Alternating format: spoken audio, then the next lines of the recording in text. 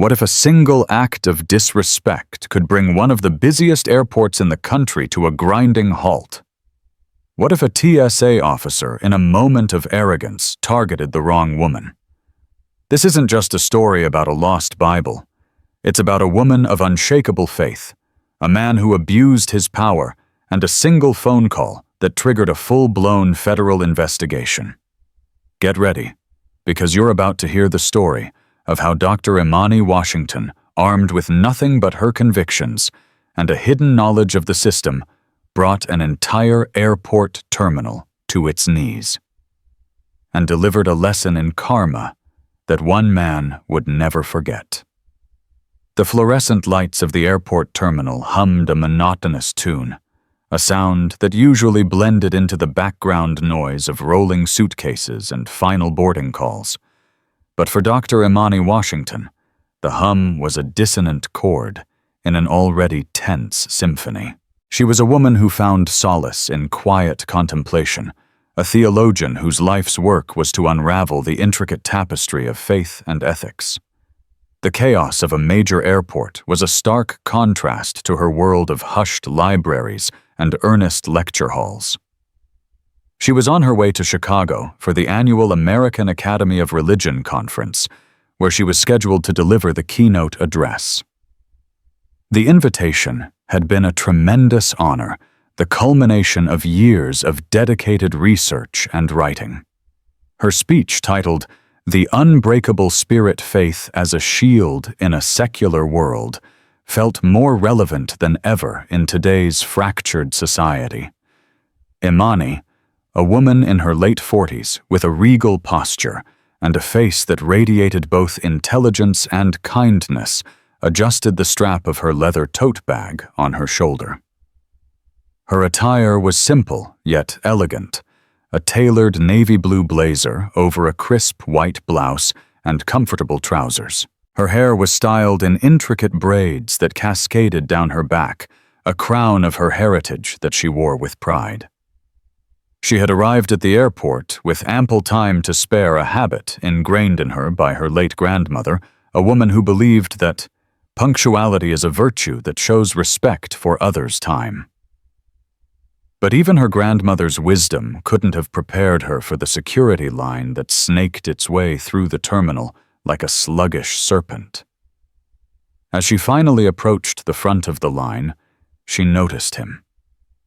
He was a TSA officer, a man whose name tag read Miller. He stood with a rigid posture, his jaw clenched, his eyes scanning the faces of the passengers with a look that bordered on disdain.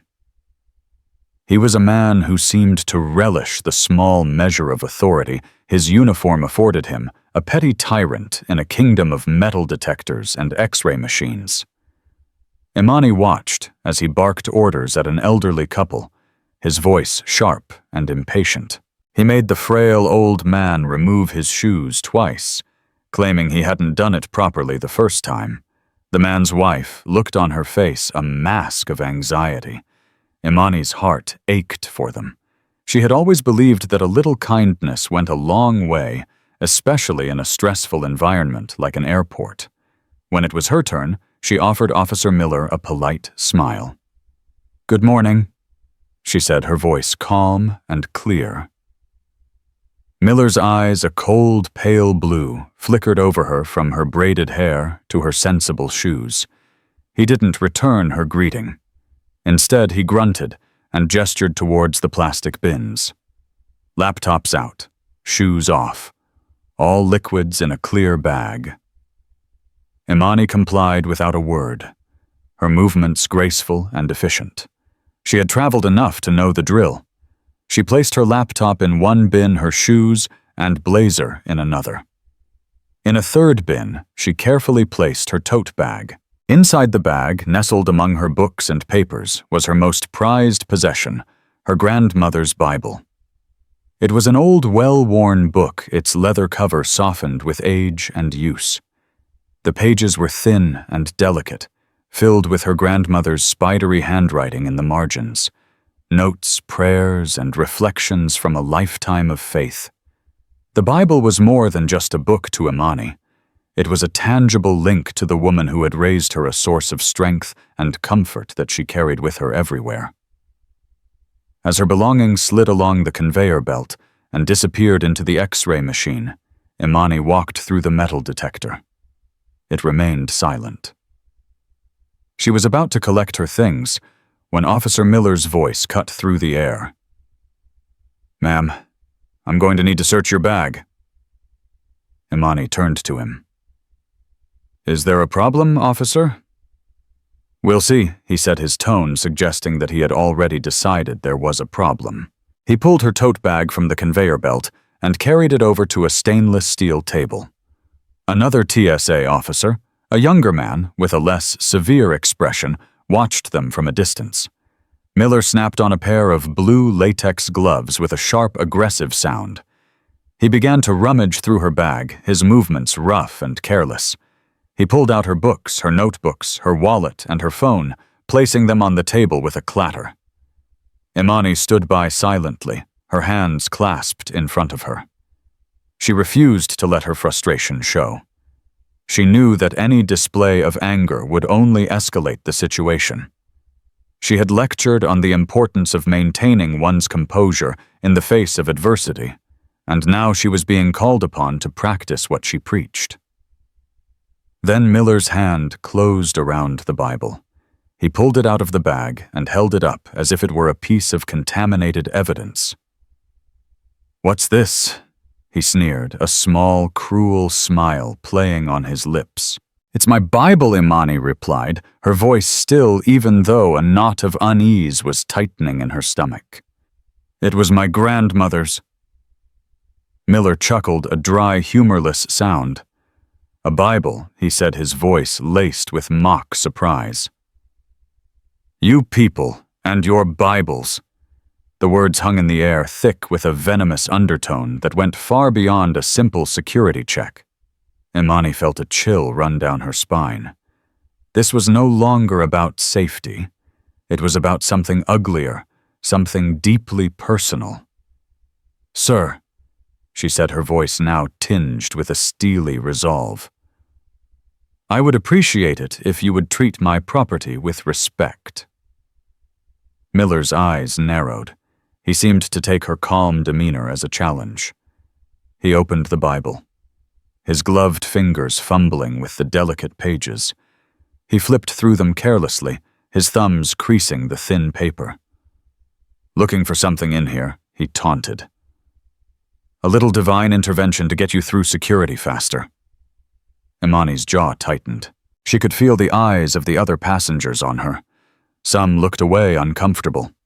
Others watched with a mixture of curiosity and pity. The younger TSA officer looked visibly distressed, shifting his weight from one foot to the other. Officer Imani said, her voice low and firm, that Bible is very precious to me. Please be careful with it. Her plea seemed to have the opposite effect on Miller. He seemed to thrive on her distress. With a final dismissive flick of his wrist, he tossed the Bible. It didn't land on the table with her other belongings. It landed in a large gray bin filled with discarded water bottles, half-eaten sandwiches, and other refuse that passengers had been forced to throw away. The bin was overflowing, and the Bible, her grandmother's Bible, lay on top of a pile of garbage, its sacred pages splayed open against a greasy pizza box. A collective gasp rippled through the line of passengers who had been watching the scene unfold. The younger TSA officer's face went pale.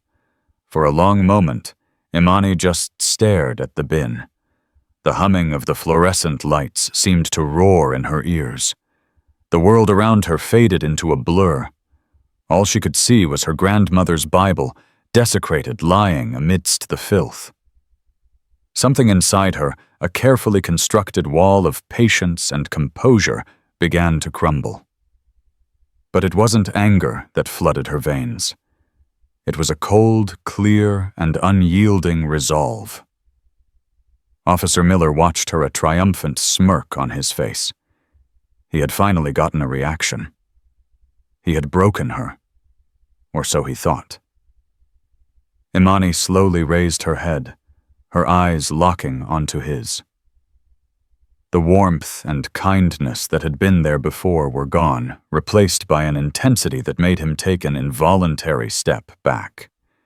She didn't raise her voice. She didn't scream or cry. She simply reached into her pocket, pulled out her phone, and made a call. A call that would bring the entire terminal to a screeching halt. The terminal was a cacophony of sounds, a symphony of chaos conducted by Officer Miller's arrogance. But in the small bubble of space where Dr. Imani Washington stood, there was an unnerving silence. Her movements were deliberate, her expression a mask of serene determination.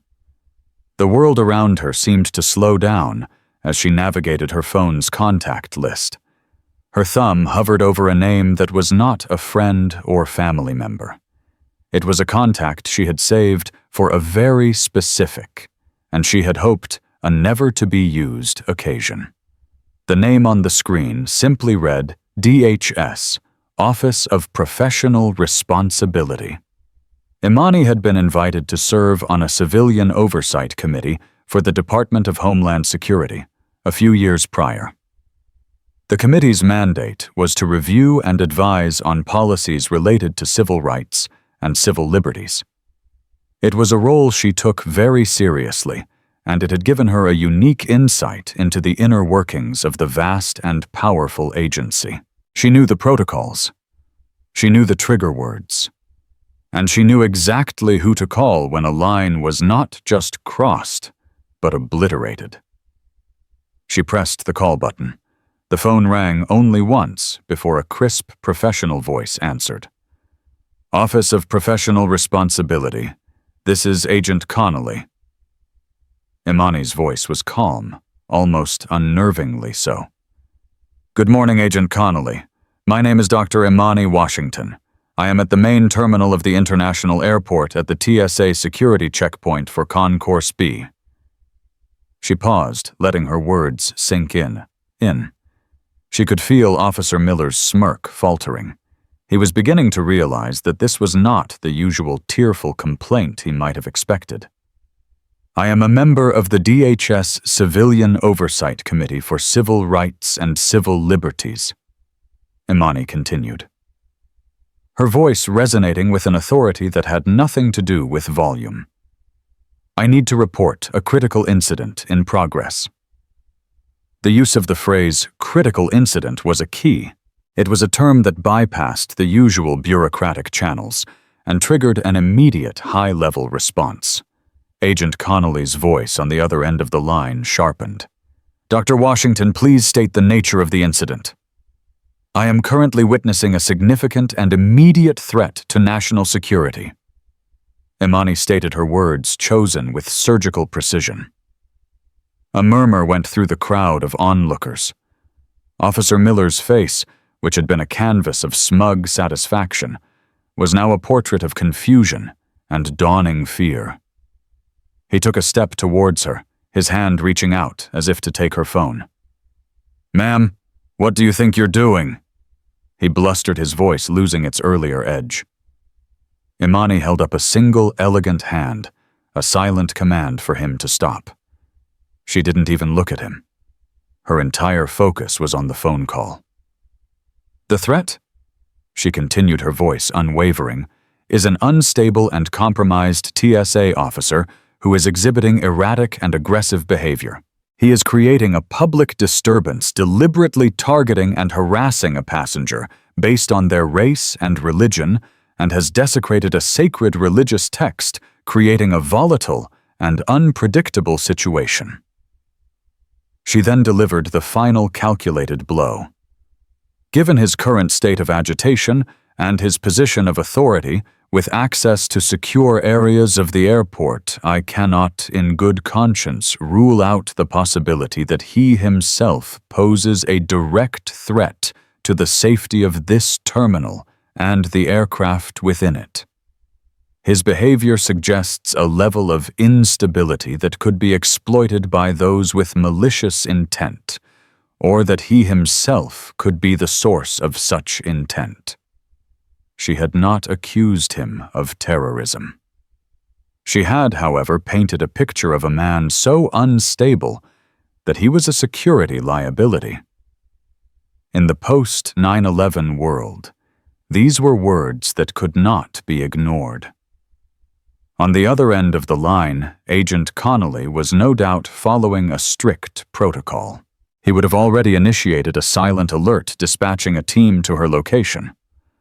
"Dr. Washington, I need you to stay on the line with me." Agent Connolly said, his voice now a mixture of urgency and professionalism. "Can you describe the officer for me? His name tag reads Miller." Imani said, her eyes finally flicking towards the now ashen-faced officer. "He is a Caucasian male, approximately 5'10", with thinning brown hair and pale blue eyes. He is currently standing 2 feet in front of me, and he appears to be extremely agitated." Miller, who had been frozen in place, finally found his voice. "This is ridiculous. She's lying. I was just doing my job," he stammered, his voice cracking. The younger TSA officer, whose name tag read Chen, looked from Miller to Imani, his eyes wide with a mixture of fear and something else, a dawning sense of respect for the woman who was so calmly dismantling his superior. Suddenly, a new sound cut through the terminal's hum. It was a series of loud, insistent beeps, followed by a pre-recorded announcement that boomed from the overhead speakers. "Attention all passengers and airport personnel. A security alert has been issued for this terminal. All security screening checkpoints are now closed. Please remain calm and await further instructions." The message repeated in English and then in Spanish. The effect was instantaneous. The slow-moving lines of passengers ground to a halt. A wave of confusion and anxiety rippled through the crowd. People started to murmur, to point, to pull out their phones. The screens above the departure gates, which had been displaying flight information, suddenly went blank, replaced by a single ominous message in bold red letters: "Terminal shutdown. All flights grounded." Panic began to set in. A child started to cry. A man in a business suit started yelling at an airport employee who had no answers for him. The carefully controlled environment of the airport terminal had been shattered, and in the eye of the storm stood Dr. Imani Washington, still on the phone with Agent Connolly, her expression as serene as ever. She had not raised her voice. She had not threatened anyone. She had simply used her knowledge of the system to turn the system against itself. Officer Miller stared at her, his mouth agape. His petty act of cruelty had spiraled into a full-blown security crisis. He looked around at the chaos. He had unleashed his face a mask of disbelief and terror. He had wanted to make her feel small, to put her in her place. Instead, she had, with a single phone call, shut down an entire airport terminal. His world in that moment had been turned upside down, and the hard hand of karma was just beginning its descent. The terminal shutdown was a blunt instrument, a sledgehammer to a problem that just moments before had been a quiet, simmering injustice. The chaos that erupted was a testament to the fragility of the systems that governed modern life. People stripped of their itineraries, and their sense of control became a sea of anxious faces and frantic gestures. But for the first time since she had arrived at the airport, Imani felt a sense of calm settle over her. The turmoil outside was a reflection of the turmoil that had been churning inside her. Now, with the terminal in lockdown, a strange kind of order had been imposed. The immediate threat to her grandmother's Bible had been neutralized, and the man who had caused it all was about to face a reckoning far greater than he could have ever imagined. Officer Miller, on the other hand, was a man drowning in the consequences of his actions. His face had gone from a pasty white to a sickly shade of green. He looked around at the growing panic, the flashing red lights on the departure boards, and the uniformed airport police officers who were now beginning to move through the crowd, their hands resting on their sidearms. He turned to his younger colleague, Officer Chen, his eyes wide with desperation. "You saw what happened, Chen," he whispered, his voice trembling. "She's crazy. She's making it all up."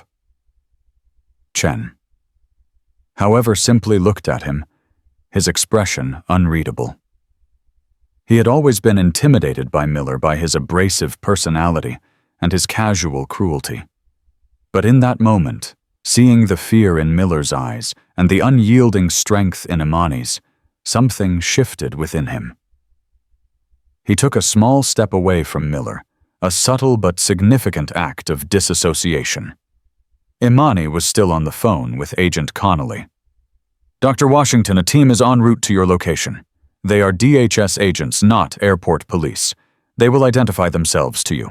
Do not engage with the officer further. Can you confirm that you are in a safe position?" "I am," Imani replied, her voice a low, steady murmur. "The officer is contained by his own surprise, I believe." She ended the call just as the first wave of serious authority arrived. They were not the local airport police who were busy trying to manage the crowd. These were men and women who moved with a different kind of purpose. They wore plain clothes, dark suits and functional attire, but they carried themselves with an unmistakable air of federal authority. They were the wolves at the door, and their arrival signaled that the game had changed entirely. Two of the agents, a man and a woman, approached the security checkpoint. They moved with a fluid, coordinated grace, their eyes scanning the scene, taking in every detail. The lead agent, a tall, powerfully built man with a shaved head and a serious expression, made eye contact with Imani. He gave a slight, almost imperceptible nod. "Dr. Imani Washington?" he asked, his voice a low rumble. "Yes," she replied.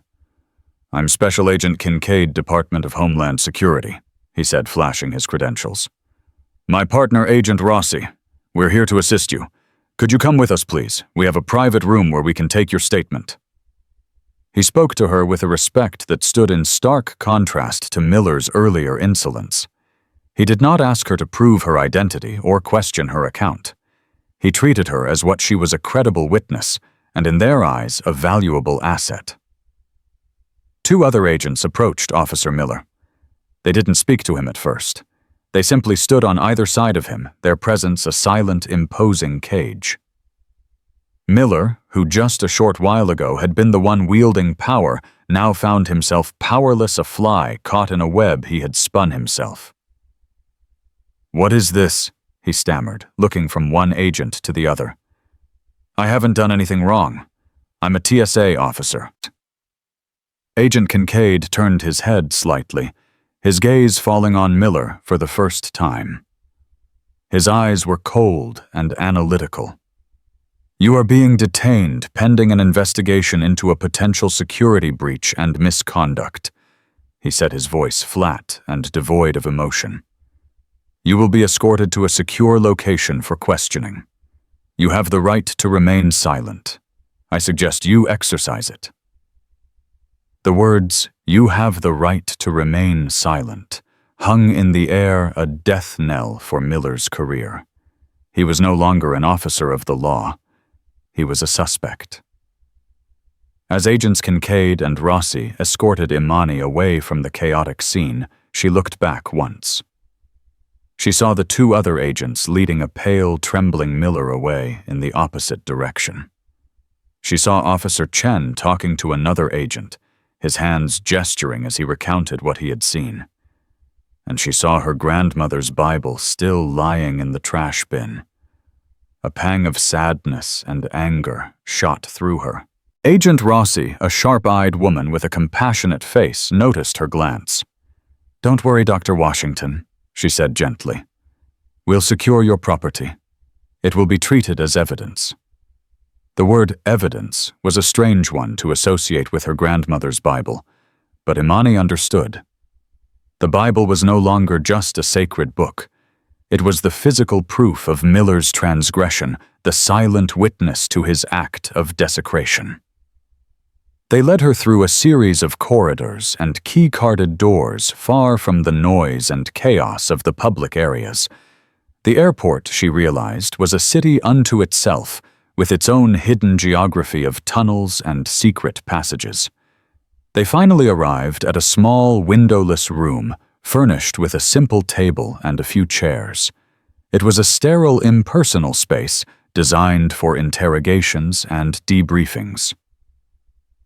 "Please have a seat, Dr. Washington," Agent Kincaid said, his tone softening slightly. "We apologize for the disruption to your travel plans, but we take reports like yours very seriously." Imani sat down, her hands folded on the table in front of her. She was no longer just a passenger. She was the key to a federal investigation, the woman whose calm call had brought the gears of a massive bureaucracy to a grinding halt. The door closed, and for the first time in what felt like an eternity, she was in a quiet space. But she knew that on the other side of that door, the storm she had unleashed was just beginning to gather its full force. And the investigation that was about to unfold would reveal a truth far more twisted and sinister than a simple case of a power-tripping TSA officer. While Dr. Imani Washington was being treated with the deference befitting a key witness, Officer Rick Miller was experiencing a very different kind of reality. He was escorted to a room similar to Imani's, but the atmosphere was thick with an entirely different energy. The air was not one of quiet respect, but of cold, hard scrutiny.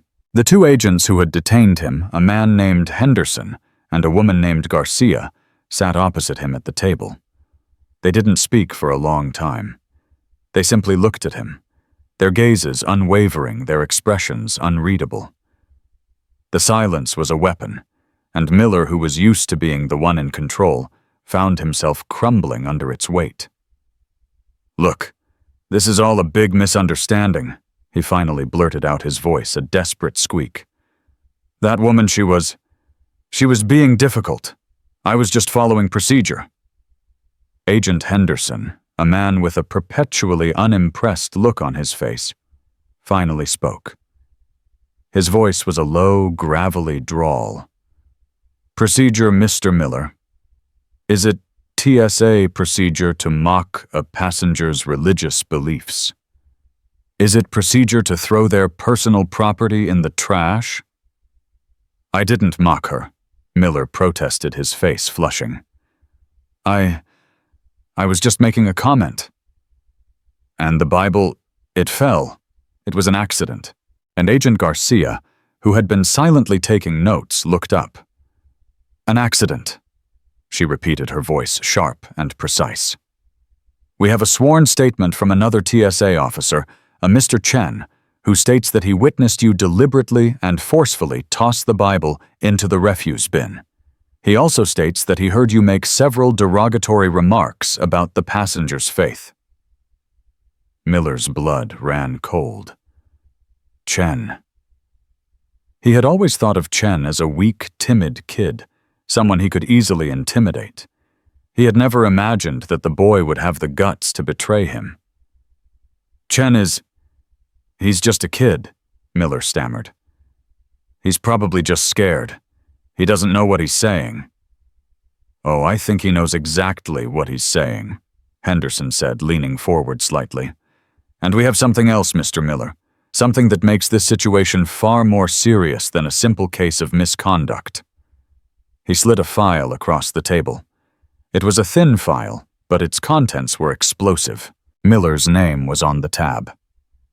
"This is your personnel file, Mr. Miller," Henderson continued. "It seems that this isn't the first time a passenger has complained about your procedure." Miller stared at the file as if it were a venomous snake. He knew what was in it. A complaint from a Muslim man who had been subjected to a humiliatingly long and invasive search. A complaint from a Sikh man whose turban had been handled disrespectfully. A complaint from an elderly woman who had been reduced to tears by his bullying tactics. He had always managed to get away with it. A slap on the wrist, a mandatory sensitivity training course that he had slept through. He had always been protected by his union and by a system that was often reluctant to admit its own flaws. But this time was different. This time the complaint had come from Dr. Imani Washington, a woman with connections and a deep understanding of the system. This time his actions had shut down an entire airport terminal. This time he was not just facing a reprimand, he was facing the full, unblinking glare of a federal investigation. Those were just misunderstandings, Miller said, his voice barely a whisper. Were they? Garcia asked, her eyes narrowing. Or were they a pattern of behavior, Mr. Miller? A pattern of abusing your authority to target and harass people who look different from you, who believe in different things than you do? Miller didn't answer. He just stared at the table, his world collapsing around him. The bravado, the arrogance, the petty tyranny, it had all been a fragile facade, a shield for a small, bitter man who resented the world and everyone in it. He thought about his life. The ex-wife who had left him for a man with a kinder heart and a better job. The son who rarely called him. The crippling debt that kept him chained to a job he hated. His work as a TSA officer was the only place where he felt a sense of power, a sense of control, and now even that was being stripped away from him. But the agents weren't finished with him yet. This was not just about his past complaints. There was a twist, a dark and unexpected turn that would elevate this from a story of a bad apple to something far more rotten. Agent Henderson pulled out a photograph from the file. It was a grainy surveillance photo, but the image was clear enough. It showed Miller talking to a man in the airport's baggage claim area. The man was a known associate of a local smuggling ring, a ring that the DHS had been investigating for months. "Do you know this man, Mr. Miller?" Henderson asked, his voice deceptively casual. Miller's heart hammered against his ribs. He felt the blood drain from his face. He had thought he was being so careful. He had thought no one was watching. The smuggling ring was a small-time operation mostly dealing in stolen electronics and counterfeit goods. Miller's role was minor, but crucial.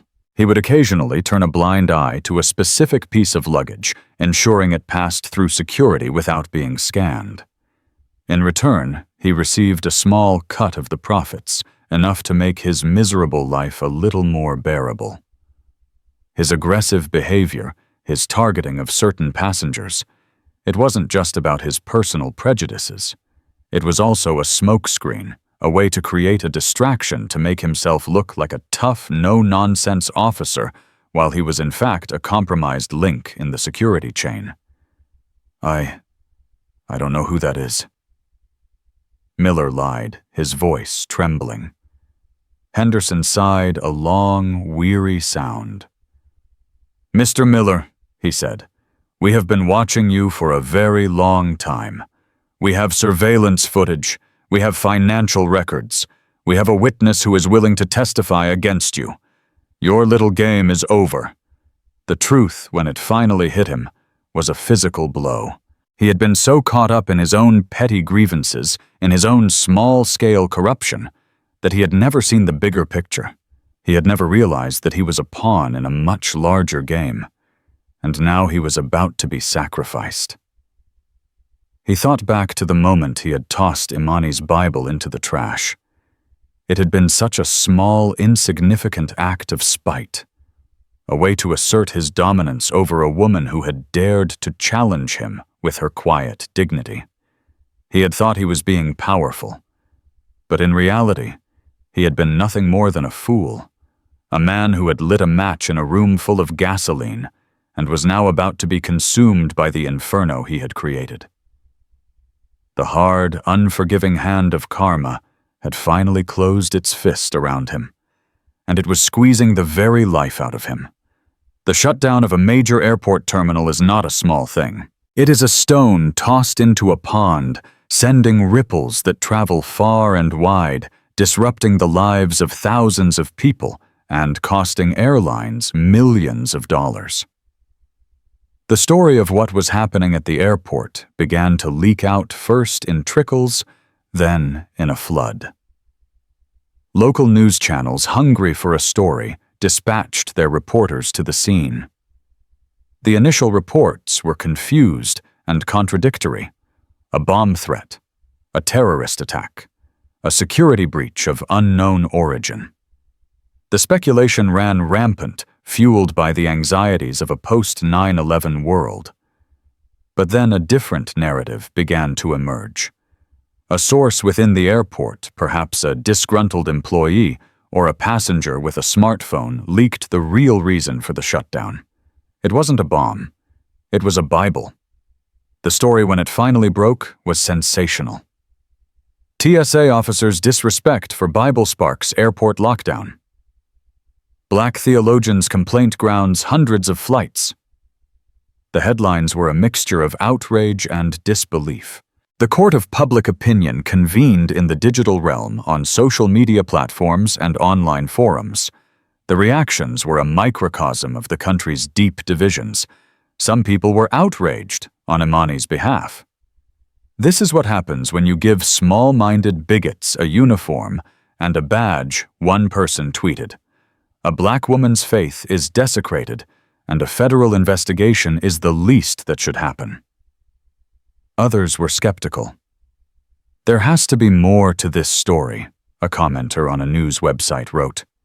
You don't shut down an entire airport over a book. She must have done something to provoke him. And then there were those who were furious at Imani. So one woman gets her feelings hurt, and thousands of people have to suffer. Another tweet read, "This is political correctness gone mad. I hope she gets sued for the cost of the shutdown." The story became a Rorschach test, a blank screen onto which people projected their own beliefs, their own prejudices, their own fears. Imani's name and face were everywhere. She was simultaneously a hero and a villain, a symbol of righteous defiance, and a personification of everything that was wrong with modern America. Inside the quiet room where she was giving her statement, Imani was oblivious to the storm that was raging in the outside world. Agent Kincaid and Agent Rossi were professional and methodical. They listened intently as she recounted the events of the day, her voice calm and her memory precise. She told them about Officer Miller's aggressive demeanor, his sarcastic comments, his careless handling of her belongings. And she told them about the moment he had tossed her grandmother's Bible into the trash. As she spoke about the Bible, her voice for the first time wavered slightly. "That Bible," she said, her eyes glistening with unshed tears, "is more than just a book to me. It's my connection to my grandmother, to my faith, to the very core of who I am. To see it treated with such contempt, it was like a physical blow." Agent Rossi, who had been listening with a compassionate expression, nodded. "We understand, Dr. Washington," she said gently, "and we are taking this very seriously." It was then that Agent Kincaid revealed the twist. "Dr. Washington," he said, his voice grave, "your call did more than just expose a case of misconduct. It helped us to connect the dots on a much larger investigation." He then told her about Officer Miller's suspected involvement in the smuggling ring. He explained that Miller's aggressive behavior was likely a tactic to distract from his criminal activities. Her complaint and the subsequent investigation had given them the leverage they needed to finally move in on him and his associates. Imani was stunned. She had thought she was dealing with a simple case of bigotry and abuse of power. She had never imagined that she had stumbled upon a criminal conspiracy. "So my complaint," she said, trying to process the information, "it was the catalyst. It was the final piece of the puzzle," Kincaid confirmed. "You exposed a vulnerability in our security that we were not fully aware of.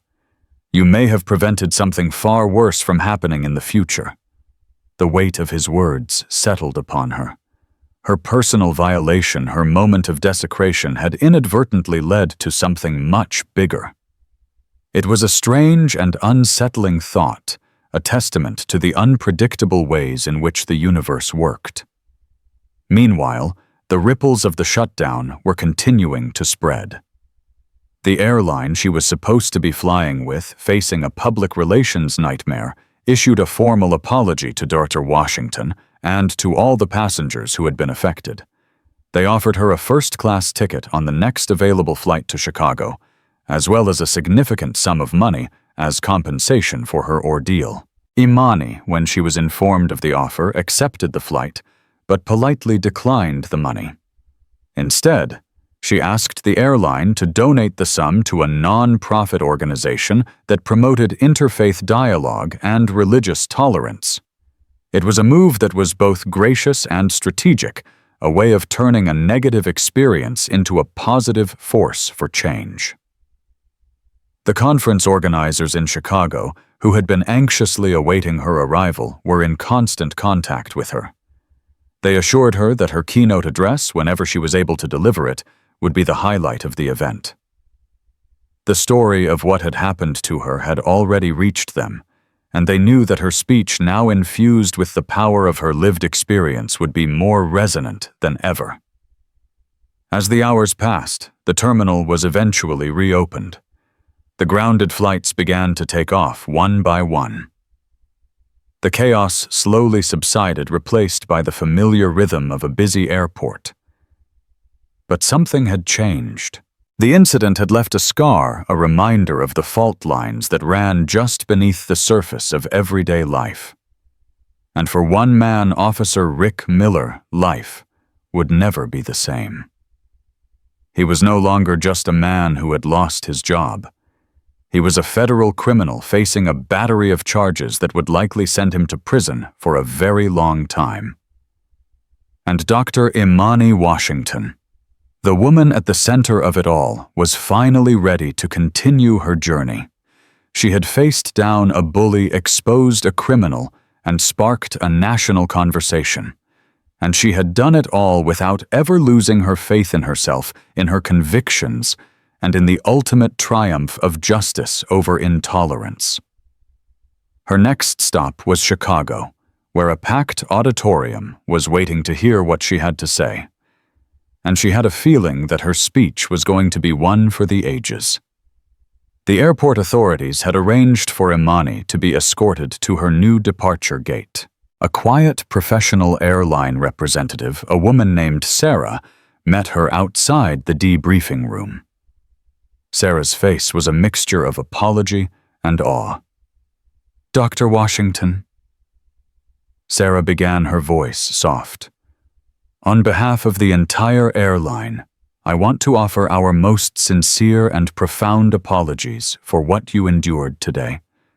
It was unacceptable, and we are taking steps to ensure nothing like this ever happens again." Imani offered a small, weary smile. "Thank you, Sarah. I appreciate that. We have you on the next flight to Chicago, in first class, of course," Sarah continued. "And we've also retrieved your Bible." She held out a clear, sealed evidence bag. Inside, resting on a sterile, white background, was her grandmother's Bible. It had been dusted for fingerprints, photographed from every angle, and catalogued as evidence. But it was there. It was safe. Imani took the bag, her fingers tracing the outline of the book through the plastic. A wave of relief washed over her, so potent it almost buckled her knees. "Thank you," she whispered, her voice thick with emotion. As Sarah escorted her through the now reopened terminal, a strange thing began to happen. The news of her identity and what she had done had spread like wildfire. People recognized her. They stopped and stared. Some pointed their faces a mixture of curiosity and judgment. But then something else happened. An elderly black woman, her face etched with the wisdom of years, approached her. She reached out and gently touched Imani's arm. God bless you, child, the woman said, her voice a warm, comforting balm. You stood up for all of us today. You stood up for our faith. Tears welled in Imani's eyes. She nodded, unable to speak. Then a young man in a yarmulke came forward. What you did was a mitzvah, he said, a respectful smile on his face. A righteous act. Thank you. A Muslim family, the mother wearing a hijab, stopped, and the father gave a respectful nod. Sister, he said, your courage is an inspiration. One by one, a small, diverse crowd began to gather around her. They were not a mob. They were a congregation. They were the people who had been on the receiving end of small and large indignities, the people whose faith had been misunderstood or mocked, the people who had been made to feel like outsiders in their own country. They saw in Imani a champion, a woman who had refused to be silenced, who had fought back not with anger, but with intelligence and grace. Sarah, the airline representative, watched in amazement. She tried to gently guide Imani towards the gate, but the crowd was a gentle, insistent tide. Then a man in a business suit, a man who had earlier been yelling at an airport employee, pushed his way to the front. He looked flustered and embarrassed. Ma'am, he said to Imani, I was one of the people who was angry about the shutdown. I was delayed and I was rude. But I've been following the story. I heard what that man did to you, and I just wanted to say, I'm sorry. I was wrong. Imani looked at him at the genuine remorse in his eyes, and she saw not an adversary, but a fellow human being flawed and capable of change. Thank you, she said, her voice clear and strong. We all get caught up in our own journeys. Sometimes we forget to see the people around us. It was then that she realized she had an audience. A captive audience. She was not in a lecture hall. She was not in a church. She was in the heart of a bustling airport terminal, a place of transit and transition. But for a brief magical moment, it became a sanctuary. She looked at the faces around her. Black, white, brown, young, old, Christian, Jewish, Muslim, and those of no discernible faith at all. And she began to speak. It was not her planned keynote address. It was something more raw, more immediate, more powerful. It was a sermon on the concourse. Today, she began, her voice resonating through the quiet hush that had fallen over the crowd. I was reminded of a simple but profound truth. Faith is not just something we hold in our hearts. It is something we carry with us in our hands, in our actions, in the way we treat one another. She held up the evidence bag containing her Bible. This book, she said, is a symbol of my faith.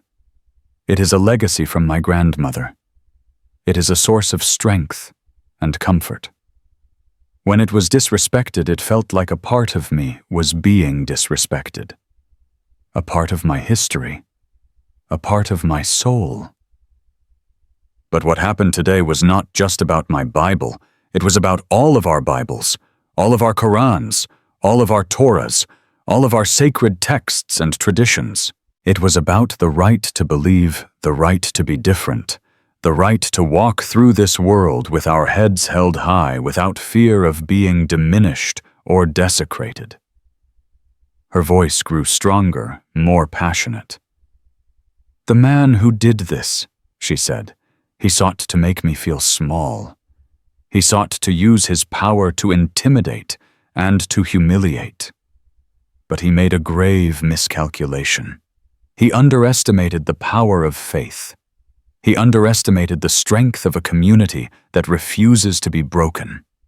And he underestimated the simple, unyielding power of the truth. We live in a world that is full of noise and division.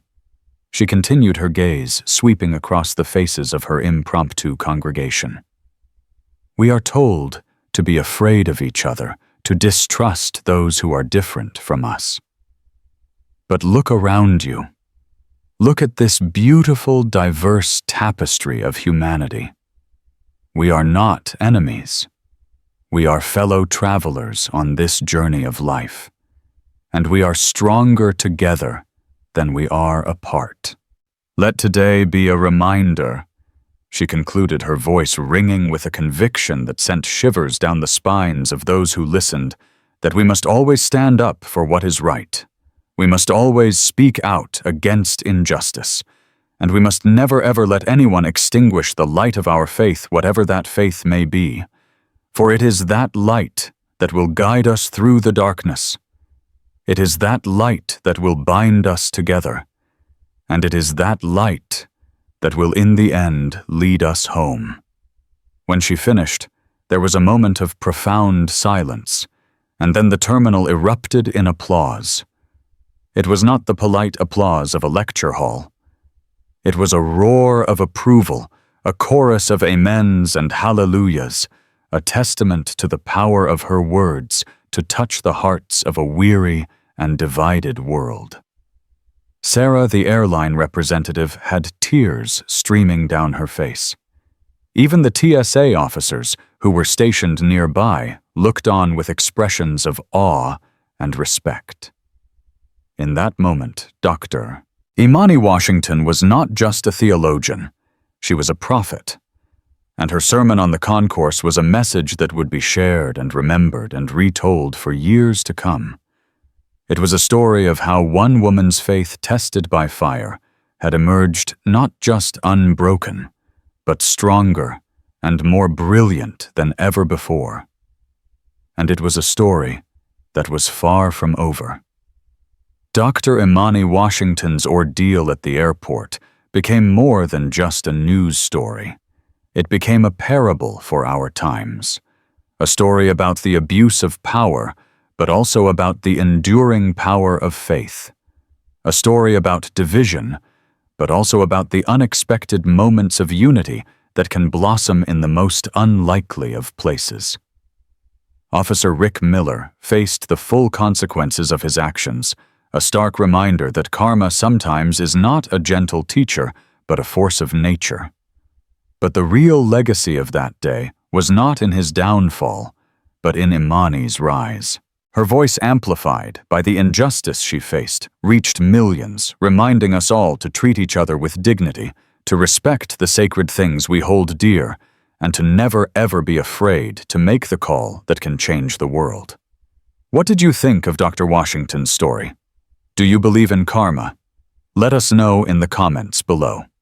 And if this story moved you, please give this video a like, share it with your friends, and subscribe to our channel for more real-life dramas that will make you think, feel, and believe in the power of the human spirit.